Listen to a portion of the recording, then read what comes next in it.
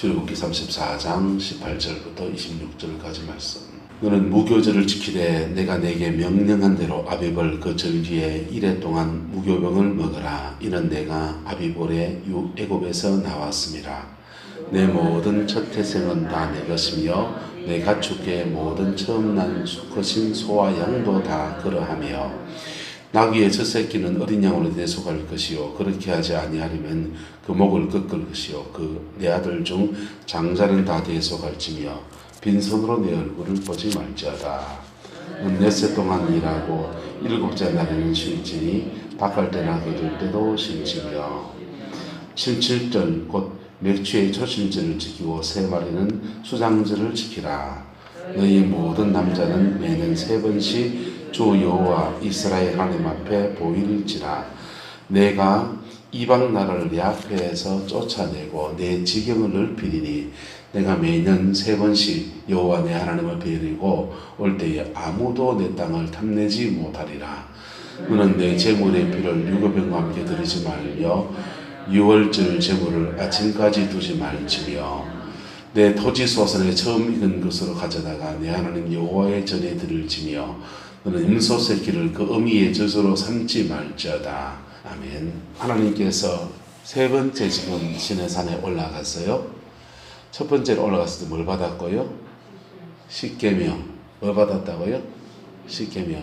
언약을 잘 지키면 새 사람이 될 것이고 그 다음에 그들을 이제 세계 모든 민족에서 뛰어난 민족이 되게 하고 그리고 그들을 통해서 제사장 나라를 삼겠다 그러셨어요. 잘 지키면 뭐 하면요? 잘 못 지키면 어찌 됩니까? 도둑 맞는 겁니다. 근데 그렇게 언약을 받고 또 그 다음에 또 올라갔더니 그 다음 뭘 주셨습니까? 성막에 대한 규례를 주셨습니다. 제사와 성막에 대한 규례를 주셔서 못 지키는 것에 대해서 회개하고 새롭게 되는 어떻게 다시 새롭게 될 수 있는지에 대해서 말씀해 주었습니다. 두 가지 말씀을 받고서 이제 돌판 두고 내려왔더니 밑에서 사단이 나서 우상 숭배하고 죄짓고 그래서 법대로 이제 다 망하게 된 겁니다. 그래서 중보하다가 보니까 세 번째 또 올라갔습니다. 세 번째 올라갔더니 주님이 언약을 갱신하셨습니다. 뭐 하셨다고요? 갱신. 이 갱신이라고 하는 것이 다시 새롭게 되어져. 예수님은 언약을 또 갱신하시는데 구약을 계속 보면은 이 시내산 언약을 그냥 풀어서 설명한 게 신명기거든요. 그래서 신명기는 축복과 저주고 율법에 대한 해석이에요. 그래서 시내산의 언약을 다른 말로 신명기 언약이라고 합니다. 신명기 언약을 이렇게 모세가 3편의 설교로 십계명을 풀어서 해석해서 주의 백성들에게 가르친 거예요. 그것도 모압 땅에서 1세대가 다 애굽에서 광야에서 죽고 2세대들한테 가르치는 겁니다. 이렇게 지켜라. 그래야 너희들 가나안 땅에 들어가서 승리할 수 있고 하나님의 영광 안에서 복된 생을 살 수 있다라고 권면해 준 게 신명기 말씀이에요. 그래서 모세의 3편 설교로 되어 있는데 그래서 시내산 언약이라 하기도 하고 신명기 언약이라고 하기도 합니다. 어쨌든 시내산 언약, 이 신명기 언약을 이스라엘 백성들이 고비 때마다 계속 새롭게 갱신합니다.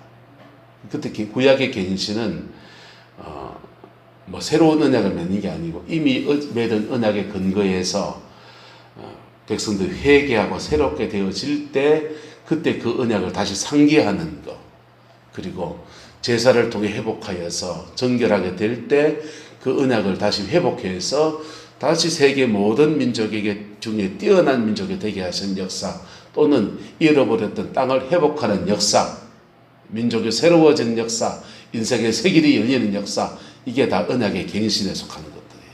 그게 구약시대에 신명기 언약을 가지고서 말라기까지 계속 이게 갱신해 가면서 주의 백성들이 이제 살아가는 겁니다. 할렐루야. 갱신하면 한 시대를 뛰어넘고 안 뛰어넘고 갱신 못하면 망하고 갱신 못하면요 망하고 그리스도인이 땅을 사는 것도 마찬가지예요. 하나님과 내와 예수를 믿을 때 믿음 안에서 맺은 그 언약을 고비고비마다 다시 갱신하는 거예요. 할렐루야. 그래서 10년 전에 믿음 가지고 지금 살아가지 않기를 축복합니다. 그것을 다시 갱신하고 그럴 때 그 고비를 뛰어넘는 거예요. 그 고비를 뛰어넘는데 구약 성경에는 그 고비 때마다 누가 등장하느냐? 선지자들이 주로 등장합니다. 선지자들이 등장해서 망할 나라를 붙들고 하나님 앞에 씨름합니다. 씨름하면 그 주님 앞에 그 중보의 기도가 올라가면서 민족과 주 하나님과 사이에 언약이 한번 갱신되는 역사가 일어나는 거예요. 그 갱신이 일어나면 한 시대를 뛰어넘어서 그 고비를 뛰어넘어서 새롭게 되어지고, 갱신 못하면 아수르가 들어와서 망해버리고 바벨론이 들어와서 망해버리고, 그래서 선지자의 경고를 무시한 이스라엘 나라는 망하는 거예요. 북이스라엘이 하나님이 보낸 선지자들의 말을 무시하다가 그 나라가 아시리아에게 망해버렸어요. 남유다가 하나님이 선지자를 통해 얘기한 것을 듣고 청정한 왕이 일어나면, 히스기야 같은 사람이 일어나면 이사야의 말을 듣고 청정하거든요. 그러면서 언약을 갱신해요. 뭘 갱신한다고요? 언약을 갱신해서 유월절 지키고 안식일 지키고 그리고 우상숭배를 갖다 버리고 언약을 갱신하면 아수르의 사내립 군대, 그 천하의 대군대가 제국의 군대가 몰려와서, 요즘 말로 하면 우리나라에 그냥 북한이 쳐들어온 게 아니고 중국이 쳐들어온 거라고요. 중국이 쳐들어오면 자주국방이 된다 안 된다? 한자정거선 될까요 안 될까요? 건차는 웃잖아. 하도 답이 안 나니까. 중국이 쳐들어오면 답이 안 나와요. 러시아가 우리나라에 쳐들어왔습니다. 답이 있습니까 없습니까? 그럼 감당이 불감당이에요. 그냥 빨리 항복하는 게 나라의 피해를 줄이는 거라고요. 그런데 아시리아가 쳐들어왔어요. 감당할 수 없는 전쟁 앞에서 그들이 하나님 앞에 회개하고 언약을 갱신했더니 그 아시르 군대가 30만 대군이 연병이 나고 본국에서 전쟁의 소문이 나서 다 죽어버린 거예요. 그게 하나님이 하시는 일이라고. 그래서 따라서 고비고비마다 언약을 갱신해야 합니다. 언약을 갱신하는데 이 언약이 선포되자마자 갱신한 게 바로 모세의 이야기입니다. 언약대로 하면 우상숭배의 죄는 죽어라예요.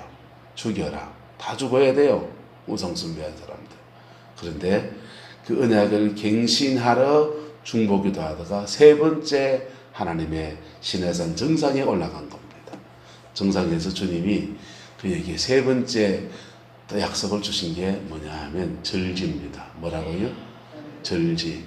똑같은 거 계명을 주셨고 제사법을 주셨고 세 번째 주신 게 유대인의 일곱 절기예요. 일곱 절기는 크게 두 가지로 나눌 수 있어요. 봄절기, 가을절기. 봄절기는 제가 유월절, 초실절, 오순절 이렇게 했죠. 사실은 유월절 전에 무교절부터 들어가요. 무교절, 유월절, 초실절, 오순절 그렇게 되어 있어요. 그래서 이게 봄절기입니다. 봄절기가 4개고 가을절기는 3개. 근데 이 봄절기는 무교절하고 유교절이 붙어 있거든요. 무교절은 7일 동안 누룩을 넣지 않는 떡을 먹는 겁니다. 누룩을 넣지 않는 떡은 누구를 말하느냐? 따라서 예수님 말합니다. 예수님을 말해요. 또는 말씀을 말합니다. 말씀에 유교병 같은 말씀이 있습니다. 유교병 같은 말씀은 제가 주일 한다면 주로 주일날 낮에 설교하는 설교가 유교병 같은 설교예요. 그 양념이 들어간다. 여러분 요리할 때 양념 안 넣으면 맛이 있습니까 없습니까? 양념 안 넣으면 맛이 없지요. 설교도 그래요. 설교도 딱딱한 음식을 먹어도 되는 사람이 있고 그걸 소화 못 시키는 사람이 있어요. 그래서 주일날 낮 예배 때는 신앙이 가장 연약한 분들도 계시고 그렇기 때문에 모든 목사는 아니겠죠. 대부분의 목사님들이 주일 낮 예배 때는 예화도 좀 섞고 양념을 칩니다. 저도 칩니다. 참기름도 좀 두르고 마늘도 좀 넣고 다시도 좀 내고 해서 국물의 맛을 은근히 냅니다. 그래가지고 너도 먹어도 되고 나도 먹어도 되고 그런 설교를 이렇게 하죠. 그런데 새벽 예배 때 주는 설교들은 사실은 거의 무교병을 드리려고 하는 거예요. 그래서 본문 그대로 성경 그대로 얘기해 주려고 합니다. 이스라엘 백성들은 평소에는 이렇게 유교병 누룩을 넣어서 보들보들한 빵을 먹습니다. 맛있지요. 부드럽고 양념이 들어가 있으니까 먹을 만하고. 그런데 무교절 절기가 되면 딱딱한 빵을 먹습니다. 딱딱한 빵을 먹습니다. 뭘 먹는다고요? 딱딱한 빵. 우리도 신앙생활하면서 어떤 기간에는 딱딱한 빵을 먹어야 합니다. 그게 예수님의 오리지널한 본성, 그분을 먹는 겁니다. 할렐루야. 그래서 무교병을 먹으면서 그럴 때 굉장히 자신을 돌아보는 시간을 가져요. 자신을 돌아보는 시간을 가지고 십자가에 피 묻은 예수 그리스도와 딱 부딪히는 그 역사가 일어나요. 그리고 무교절 7일 동안 딱딱한 빵을 먹으면서 자신의 죄를 회개하고 자신을 자백하고 고백하고 그런 시간들을 가집니다. 우리는 말하면 교회로 말하면 뭡니까? 고난주간이에요. 뭐라고요? 고난주간. 고난주간 동안 예수님 그 본체이신 그분의 살과 피를 이렇게 접하는 것이지. 그렇게 해서 무교절을 지내고 그 다음 6월절 되었을 때에 예수님께서 십자가에 죽으셨습니다. 그리고 무교병떡을 7일 동안 먹은 사람들도 같이 따라합시다. 예수님과 함께 죽고 함께 삽니다. 할렐루야. 그래서 주일 낮 예배 설교 때는 예수 믿으면 복 받습니다. 잘 됩니다. 속된 말로 하면 호객행위 한단 말이에요. 근데 그렇게 해서 복음으로 초청을 하려고. 주님이 또 그렇게 잘 되기도 하시잖아요. 그런 얘기를 통해서 사람들을 복음으로 이렇게 초청하는 얘기들을 많이 하고 그게 전도설교라는 수준이지요. 그러나 신앙의 깊이에 가면 딱딱한 걸 먹어야 되는 거예요. 뭘 먹어야 된다고요? 딱딱한 걸. 사도 바울이 고린도에서 복음을 전하면서 고린도전서 후서를 이제 후에 쓰는데 그때 이런 얘기합니다. 너희들 신앙이 어려서 저주로만 먹었고 딱딱한 단단한 음식을 먹지 못하는 자들이 됐다는 거예요. 여러분 신앙생활에는 때로는 여문 걸 먹어야 되는 거예요. 할렐루야. 여문을 먹어야 돼요. 책망도 받아야 돼요. 뭐라 계기도 해야 되고 영의 세계도 알아야 되고 몰라야 되고 낮 예배 때 가르쳐주면 못 알아먹습니다. 영의 세계도 알아야 돼. 영적 세계도 알고 영적 세계의 원리도 알고 신앙 안에서 은사, 성령의 은사를 가지고 어떻게 영적 세계를 뚫고 가는지. 은사가 병 고치고 치유하고 은사자들만 쓰는 게 아니고 여러분이 다 살고 있는 삶의 환경 자체가 영적 세계예요. 그 세계를 뚫고 가는 능력을 갖추려면 기도 생활도 해야 되고 은사도 좀 알아야 되죠. 그리고 수많은 은사자들 중에서 진짜와 가짜도 분별해낼 수 있어야 되고 그런 걸 이제 딱딱한 걸 가르치는 거예요. 어쨌든 그래서 새벽에 주는 말씀을 이제 제가 9년째잖아요. 9년째 드린 말씀을 여러분 생활에 적용한 사람은 신앙이 엄청나게 자랍니다. 그리고 성경을 아는 수준이 거의 목사급으로 올라가요. 왜요? 장성한 자에게 주는 음식을 계속 먹였기 때문에. 그렇게 해서 이렇게 무교절을 지내고 유월절을 딱 맞이해서 자신의 죄가 십자가에서 나도 죽고 예수와 함께 이미 죽으신 예수님과 함께 나도 죽고 그리고 초실절 부활의 역사로 나가는 거예요. 할렐루야. 그래서 주님이 첫 부활하신 초실절 부활의 첫 세경을 맞이하고 오순절 쭉 이어집니다. 이게 초실절 때는 보리추수를 첫 수수를 하나님께 드리는 거예요. 근데 이스라엘은 주식이 보리입니까? 밀입니까? 밀이고 우리나라는 주식이 보리입니까? 쌀입니까? 쌀이죠. 그러니까 이게 주식이 달라요. 우리는 이스라엘 백성은 초실절날 보리의 첫 이삭을 수확해서 주께 드리는 날이에요. 그리고 보리 추수를 쭉 끝내고 나면 이게 추수 시기가 다르잖아요. 토마토 추수하는 때가 있고 뭐 나락 추수할 때가 있고 시금치 추수할 때가 있고 추수 때가 다르잖아요. 수확기가 다른 것처럼 그 다음 50일이 지나면 초실절이 지나고 50일이 지나면 무슨 추수가 시작되냐? 밀추수가 시작됩니다. 그게 맥추절. 이게 신약시대에 오면 77절, 77이 49에서 오순절이라고도 하는데 신약에는 그 오순절이 뭘로 성취가 됩니까? 성령이 임하신 겁니다. 뭐가 임하셨다고요? 성령이 임하셨어요. 여기까지가 이스라엘의 봄절기입니다. 봄절기는 예수님의 초림 안에서 다 이루어졌어요. 다 이루어졌어요. 그 다음 가을절기로 가는데 가을절기는 나팔절. 무슨 절기? 나팔절. 그 다음요 나팔절 7월 1일날 나팔절 나팔 붑니다. 나팔 불고 7월 10일날 대속제일이에요. 그러니까 열흘 동안이죠. 며칠 동안요? 열흘 동안 그들이 성전 문을 걸어 잠그고 자신의 삶을 생활 속에 일어난 것들을 가지고 사람들을 찾아다니면서 회개합니다. 예배당 와서 회개하고 NO! 아니고 집에 가서 회개하고 이웃 사람들에게 회개하고 생활 회개예요.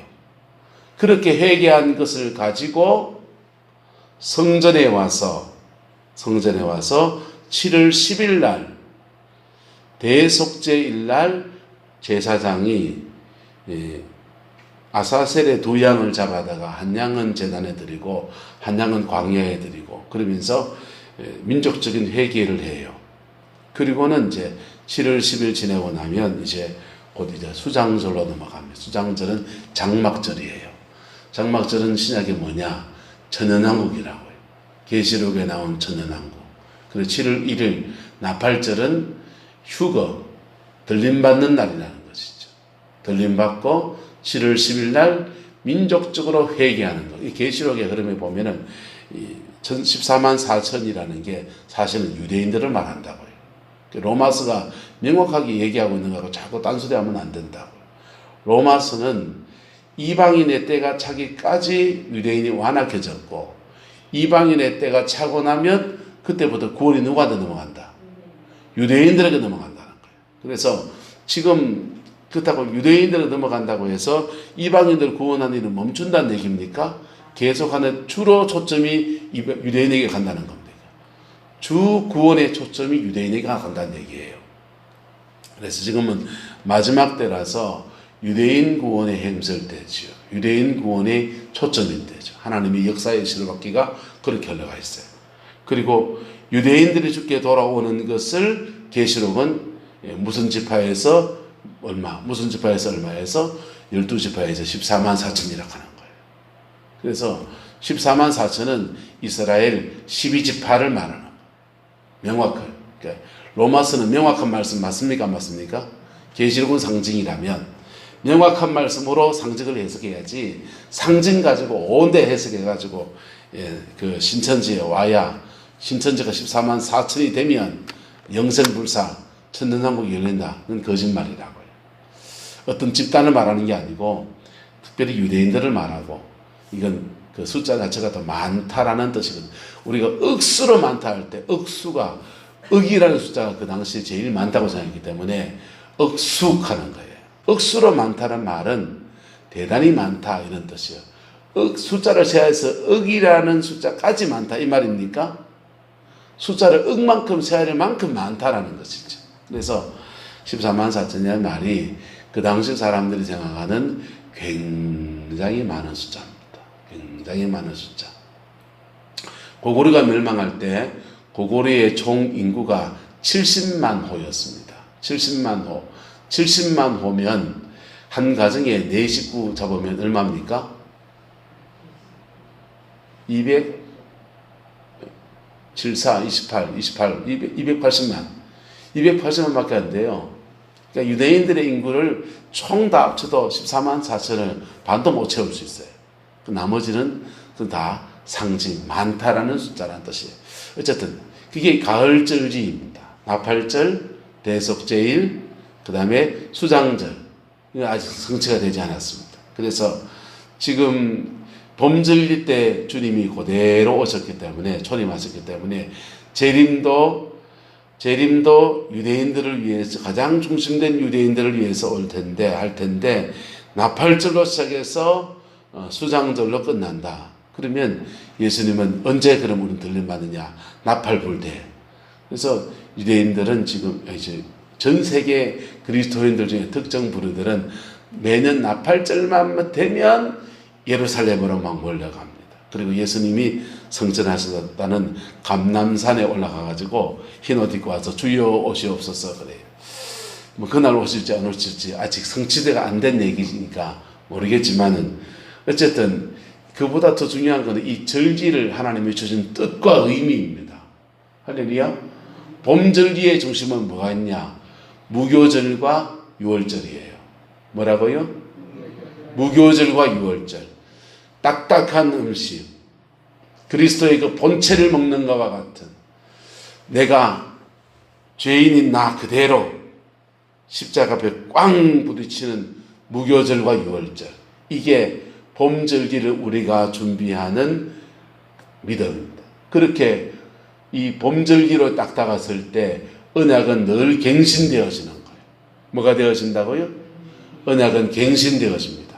갱신되어지면 인생의 한 고비를 넘어서서 멸망에서 회복으로 가기도 하고, 별로 죄 안 지은 사람이 길이 막혔을 때 언약을 갱신하면서 다음 단계로 믿음이 탁 상승해서 넘어 올라가는 거예요. 이거 갱신을 못하게 하려고 마귀가 온갖, 속된 말로 말 지랄합니다. 예? 다니엘이, 이스라엘 백성이 바벨론에 70년 끌려와 있는데 언약을 갱신해야 됩니까? 안 해야 됩니까? 갱신해야만 민족의 길이 열리니까 목숨 걸고 기도하는 거예요. 목숨 걸고 기도하니까 영계가 움직이잖아요. 영계가 움직이니까 마귀가 지랄했다 안 했다? 이게 마귀니까 지랄했다 해도 되겠다, 그죠? 여러분 그거 한 거 아니에요? 마귀 보고 한 거예요. 마귀, 죄송합니다. 좀 썩되게 세게 말해야 되겠다. 마귀 그 새끼들이 지랄했다니까. 그래서 바벨론 왕 느부갓네살을 통해서 아무 신상에게도 절하지 못하는 기간을 두고, 누구에게도 예배할 수 없는 기간을 두고, 누구한테도 기도할 수 없는 기간을 두고 기도를 쉬게 하려고 하는 거예요. 그래서 아이고야 큰일 났대, 기도하다가 잡혀 죽는데 나도 기도 쉬어야 되겠다. 다니엘이 쉴 수가 있었다 없었다?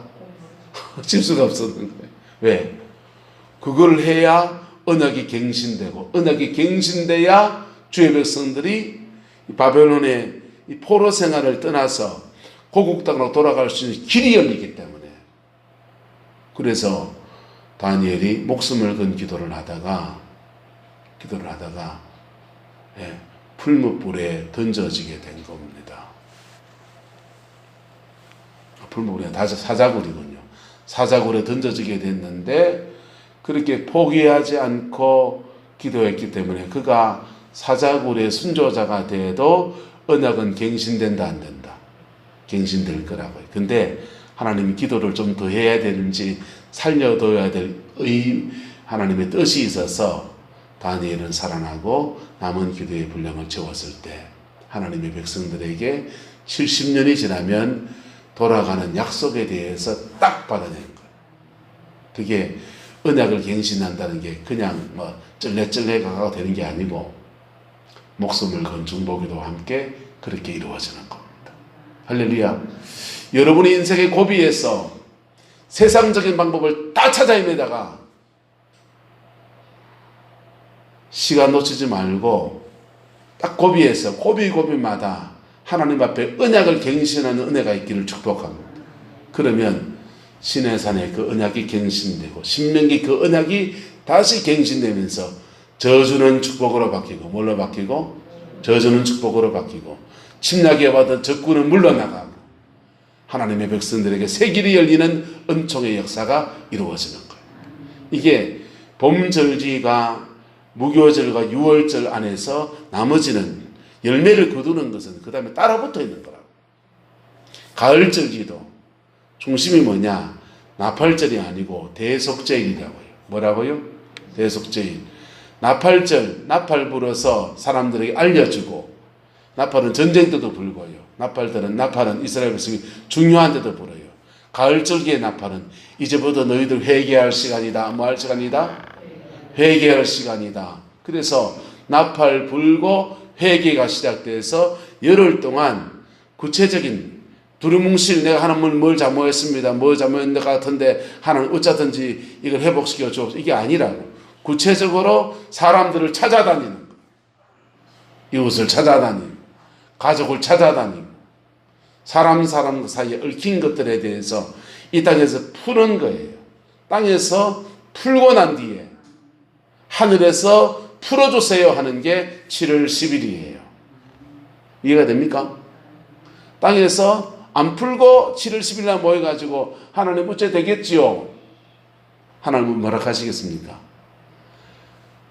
예물을 제단에 드리려다가 형제에게 원망 들을 만한 있으면 놔두고 가서 풀고 와서 예물을 드리라 그랬잖아요. 그래서 안 풀고 7월 10일 날 와가지고 눈 먹고 붓급하고 있으면 저러면 고투백 집으로 돌아가. 너 이웃에게 돌아갔다 와라. 형제에게 돌아갔다 와라. 그게 가을절기예요. 그렇게 7월 10일까지 열흘 기간 동안의 중심이고 회개하는 게 중심이고 그리고 7월 10일을 지나면 그의 인생의 천년왕국 같은 하나님이 다스리시는 회복과 축복의 역사가 천년왕국이라는 게 계시록에 상징적으로 주님이 천년 동안 다스리신다 그랬는데 그 천년 동안이라는 것이 사실은 성령 안에서 여러분의 영혼 속에 삶 속에서 이루어져야 된다. 계속 역사 속에서 천년왕국은 계속 이루어져 간다. 그래서 여러분의 생활 속에서 삶 속에서 이루어지는 거예요. 그 복이 있기를 축복합니다. 이스라엘 백성 모세가 지금 시내산에 세 번째 올라갔을 때 7대 절지에 대해서 말씀해 주십니다. 그 절지를 껍데기만 지키지 마시기를 축복합니다. 교회가 성탄절도 지키고 부활절도 지키고 추수감사절도 지킵니다. 맥주절도 지킵니다. 근데 그 절지를 지난주 오번주 갔더니 막 헌금 봉투가 하나 주는데 돈 내라 하네. 부담되구로 씨. 그다음 이제 오는데 안 되겠다 그래도 이만이라도 넣어야 되겠다. 그래가 절지를 지키면 아무 의미 없습니다. 종교적으로 그 절기를 지키는 거예요. 그 절기는요. 그 절기는 절기의 뜻을 따라 지켜야 합니다. 절기의 뜻을 따라 지키면 그의 영혼은 새로워져요. 뭐해져요? 새로워져요. 그리고 예수 그리스도가 통치하시는 그의 인생을 통치하시는 천년왕국의 축복이 이루어집니다. 그리스도인이 언제부터 승리의 생활을 할 수 있느냐? 예수 믿으면 승리의 생활을 할 수 있는 씨앗이 심겨진 겁니다. 예? 예수 믿으면 하나님의 자녀가 되고 하나님의 자녀가 되는 권세 안에서 익수시아 권세를 받은 거예요. 이 권세를 받은 사람이 주님의 은혜 아래에서 받은 권세가 성령 안에서 두나미스 능력으로 바뀔 때부터 승리할 수 있는 힘이 파워가 자기한테 들어오는 거예요. 그전에는요 권세가 있는데 안 써먹고 있는 거라. 권세를 써먹기를 축복합니다. 나라에 재난지원금 나오면 신청해서 탐구해야 됩니까? 아니 뭐 나라 재정도 어려운데 막 나는 보태주는다 해야 됩니까? 신청해서 탐구해야 되는 것처럼 포항 시민이면 전에 뭐 100만 원 주고 뭐 했잖아요. 포항 시민이면 익수시야 타먹을 수 있는 권리가 있는데 권리를 포기하고 신청 안 하면 나라에 대해서 자동 뭐가 되고 기부하는 게 되고 권리를 타서 먹으면 내 생활에 보탬이 되고 안 되고 보탬이 돼서 안전부선 비료도 사고 농약도 사고 잘 썼지 그런 겁니다. 예수님 안에서 저와 여러분들에게 권세가 주어져 있습니다. 이 권세는 주의 십자가의 보혈의 피로 주어져 있고 우리가 하나님의 자녀가 되었기 때문에 주어져 있어요. 근데 이것을 이 권세를 가지고 우리가 언약을 갱신할 때 성령의 두나미스 능력이 옵니다.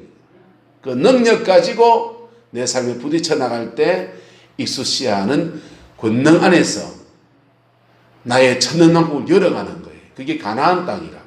여러분의 가나안이 열리는 거라. 그 복이 있기를 축복합니다. 여러분의 가나안은 누가 열어주냐? 하나님 열어주면 내가 갈게요. 아니요. 여러분이 요단강을 저번저번 밟고 지나가야 돼요.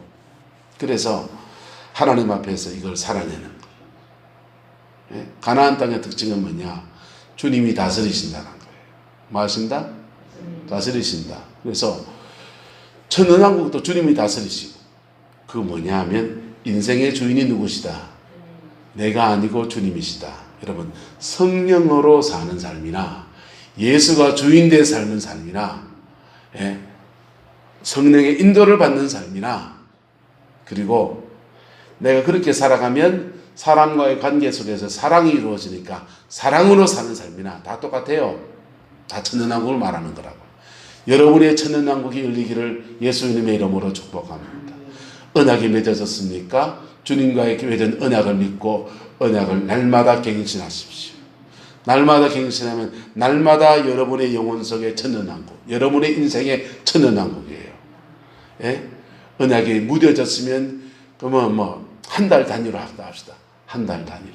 그러면 한 달 단위로 갱신하는 거예요. 이스라엘 백성들에게 하나님은 이거 지금 절기를 몇 번 지키라 합니까? 3번 보이라는 거예요. 몇 번 보이라?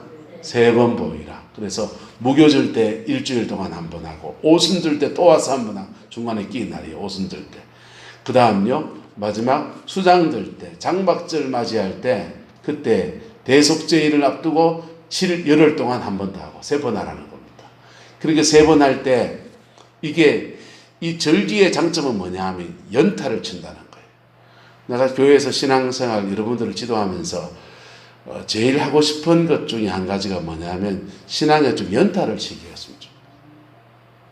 은혜 받고 좀 회복될 만하면 새벽기도 막 집에 가셔야 돼요. 한 2박 3일, 3박 4일 정해놓고 아무것도 하지 말고 밥도 그냥 해주는 밥 먹으면서 새벽에, 낮에, 오후에, 저녁에 일주일에 4번, 하루에 4번, 2시간 단위, 3시간 단위로 집회하면요. 3일 만에 인생 팔자가 바뀌어 봅니다. 진짜입니다. 은혜 받고 아이고 또 집에 가서 또 하루 지나고 오면 까먹고 오시거든. 그래도 매일 새벽기도 오시는 분들은 그래도 좀 흐름을 덜 놓치고 그렇게 가는 거예요. 일주일 단위로만 교회 오시는 분들은요.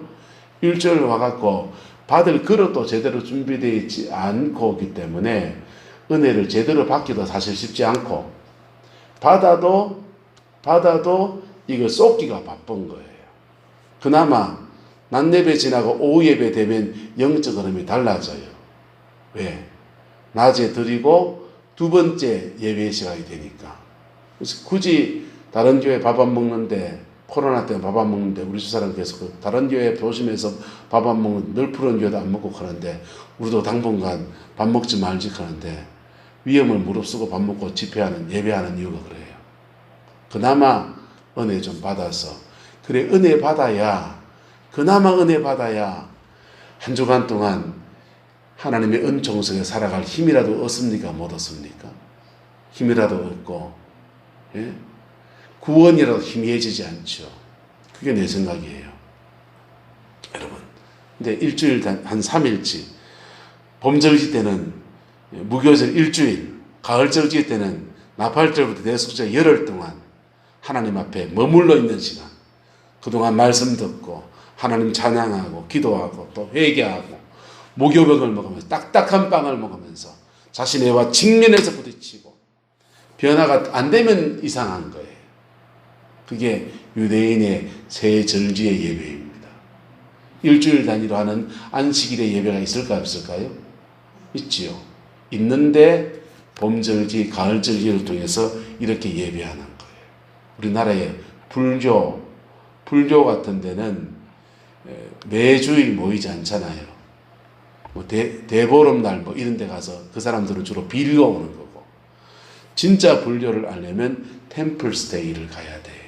그러면 2박 3일, 3박 4일 동안 불교의 교리 강의하고, 그 다음에 불교의 영성 수련법을 따라서 뭐 사발식인가 뭐 하잖아요.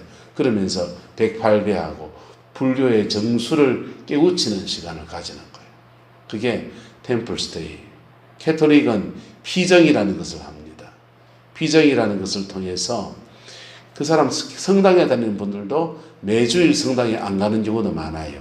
그런데 피정, 2박 3일 피정을 갔다 오면 사람이 캐톨릭의 정수를 경험하고 오는 거예요. 또는 개신교에 방언하고 하는 은사운동하는 이것도 갖다 놨어요. 캐톨릭에서. 그걸 캐톨릭은 성령세신이라고 해요. 성령세신을 한 주간 동안 갔다 오고 나면 부흥에 그냥 꼬박 그냥 하고 온 겁니다. 아침부터 저녁까지 그냥 시간 정해놓고 한 6번, 7번 시간을 둘 거예요, 아마. 그렇게 해서 15개 정도의 타임을 가지면서 2시간 타임이 15개면 총 30시간을 그렇게 가지는 거예요. 잠자는 시간 합치면은 한 2박 3일 정도 하겠죠. 그렇게 갔다 오면 한 영적인 것을 체험하고 오는 거예요. 캐톨릭 영성, 불교 영성을 말하는 게 아니에요. 유대인들도 1년에 3번씩 하나님 앞에 온전히 자신을 오픈해서 나아가는 시간들을 그렇게 가진 겁니다. 할렐루야. 여러분들에게 이걸 권합니다. 절지, 인생의 중요한 고비에서 해결 안 되는 문제가 생겼을 때 하나님 앞에 절지를 지키듯이 여러분 자신을, 요즘 코로나 중에서 기도원도 잘 안 하긴 하는데 그래도 포항의 베델 기도원 같은 데는 하거든요. 하고 강사분들도 좋은 분들이 오세요. 수원에서 문경용 목사는 저도 잘 아는 사람이에요. 아주 괜찮은 분이에요. 그분들은 마지막 주간에 옵니다. 매달 마지막 주간에 오기로 1년 동안 계약을 했기 때문에 매달 마지막 주간에 거기 옵니다. 그러면 거기 가서 독구이를 사는 거예요. 새벽 예배 했다가 오전에는 뭐 없지만은 좀 쉬었다가 오후에 2시에 했다가 저녁에 했다가 한 번 집회가 기본 3시간. 3시간 집회를 하루에 참석하고 이틀 3일 참석하고 나면 사람이 조금 은혜를 받는 거예요. 속불이 완전히 붙어야 돼요. 그리고 뭐 해야 된다고요? 속불이 붙어야 돼요. 옆 사람 축복합시다. 속불이 붙어야 됩니다. 그 불에 신 사람은요, 불을 쬐일 때는 좋지만 불이 자기한테 없기 때문에 아이고 그거 하면 따뜻했는데 하는데 자기 안에 불이 없으니 금방 냉랭해져요. 속불이 있는 사람은요, 속불이 있는 사람은 찬데 가도 덥습니다. 체온이 높아서. 여러분, 영적인 속불이 붙기를 예수 이름으로 축복합니다. 이 3번의 유대인들은 3번의 절기를 통해서 속불이 붙는 거예요. 하나님은 시내산에 3번째 불로 올려서 이게 중요하니까 주로 이 절기에 대해서 모세에게 이야기한 겁니다. 나머지는 앞에 얘기했던 아마 제사와 십계명에 관한 얘기를 다시 반복했겠죠. 여러분의 인생과 삶에 이루어져서 주님과의 언약이 갱신되는 축복의 시간으로 하나님 앞에 세워지게 되기를 예수 이름으로 축복합니다. 기도하겠습니다. 좋으신 아버지 하나님, 주님의 나라가 이루어지게 하옵시고 주님의 그 뜻이 이루어지게 하시고 아버지의 그 신실함 안에서 온전하게 서게 하옵소서. 어린 양 예수 그 이름으로 우리를 새롭게 하옵소서. 어린 양 예수 그 이름으로 우리를 정결하게 하옵소서. 주만 의지하고 주만 의뢰하오니 오 성령님 역사해 주시고 오 성령님 주장하여 주시옵소서. 우리 인생의 고비에서, 교회의 고비에서, 인생의 고비에서, 나라의 고비에서 하나님의 은혜를 새롭게 하는 은혜가 있게 역사하여 주시옵소서. 역사하여 주시옵소서. 새 길을 찾게 하여 주시옵소서. 새 힘을 받게 하여 주시옵소서. 새 피조물이 되게 하여 주시옵소서. 새 인생이 열리게 하여 주시옵소서. 새 가정의 역사가 풀어지게 하옵소서. 여호와께서 함께 해주시기 원합니다. 예수님의 이름으로 축복하며 기도드리옵나이다. 아멘.